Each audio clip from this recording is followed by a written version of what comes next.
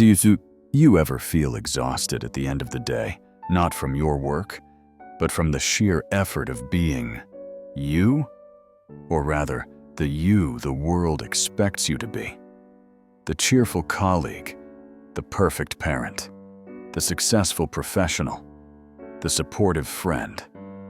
We all wear these hats. We all play these roles. But have you ever had that chilling feeling in a quiet moment that if people saw the real you behind the performance, they would reject you? This is the core of what we call imposter syndrome. It's the engine behind chronic people-pleasing. It is the deep, nagging emptiness that can haunt you even when, on the outside, you have everything. The great psychoanalyst Carl Jung had a name for this phenomenon. He called it the persona. The persona is the social mask we present to the world. And according to Jung, confusing this mask with your true face is one of the most dangerous psychological mistakes a person can make. It is a path to a life devoid of meaning, joy, and authenticity. In this video, we are going to unmask the persona. We will explore what it is, why it's both necessary and dangerous, and how you can begin the sacred work of connecting with your true self that lies beneath. This is not about destroying the mask, but about becoming its master, not its slave. To start this journey of authenticity, I want you to go to the comments below and declare your intention. Write, "I am ready to meet my true self." This simple act is a powerful signal to your entire being that you are choosing authenticity over approval. Let's begin this crucial exploration. First, let's be clear. The persona is not inherently evil.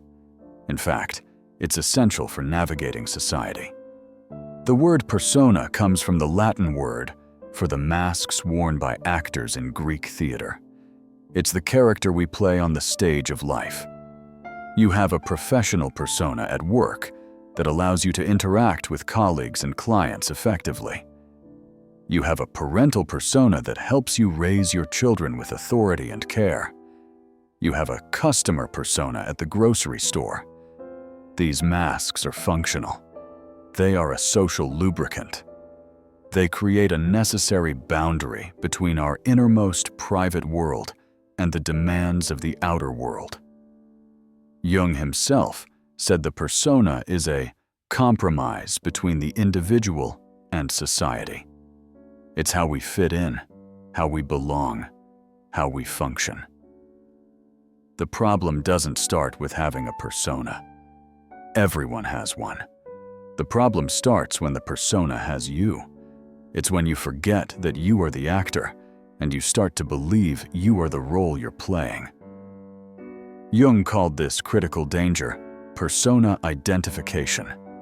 It's the process where your ego, your sense of I, becomes completely fused with your social mask. The mask is no longer a tool you can pick up and put down. It has become your face. What are the symptoms of persona identification? The first is a profound feeling of emptiness and being a fraud.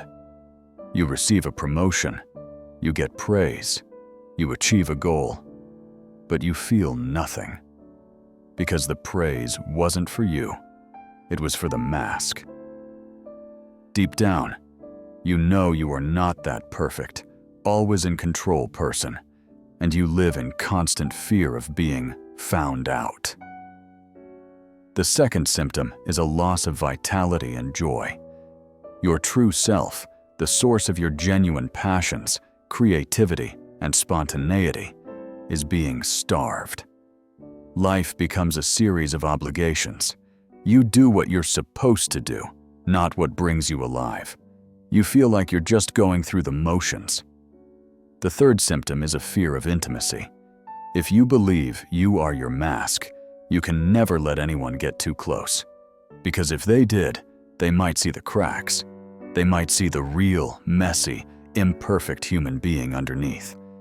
So you keep everyone at a safe distance, leading to a deep sense of loneliness. This is the silent tragedy Jung warned us about. A person can gain the whole world, the perfect job, the perfect family, the perfect reputation, and lose their own soul in the process because they sacrificed it for a flawless but lifeless mask. When we are over-identified with the persona, we can fall into two dangerous traps. The first is the inflated persona. This is the person who is so successful in their role that they become a caricature. The CEO who believes he is infallible, the spiritual guru who believes he is enlightened, the doctor who treats everyone like a patient. They have become so puffed up with their social importance that they lose all connection to their own humility, their own flaws, their own humanity. They become arrogant, rigid, and impossible to connect with. Your true self has not disappeared. It is simply buried, and it is constantly trying to send you messages to guide you back home. You just need to learn its language. The true self speaks through intuition, that quiet gut feeling that a situation is wrong, even if it looks perfect on paper. That inexplicable pull toward a new hobby or place. It speaks through spontaneous joy and curiosity. What did you love to do as a child before you were told what you should do? What topics make you lose track of time? These are not random interests. They are breadcrumbs leading back to your authentic nature. It speaks through strong emotional reactions. That sudden wave of sadness during a movie, or the irrational anger you feel at a minor injustice. These are often the feelings your persona has forbidden, now bubbling to the surface. Don't push them away. Ask them, "What are you here to tell me?" And crucially, it speaks through crisis. The so-called midlife crisis is often not a crisis at all. It is the true self finally screaming loud enough to be heard, saying, "Enough! I will not be ignored any longer."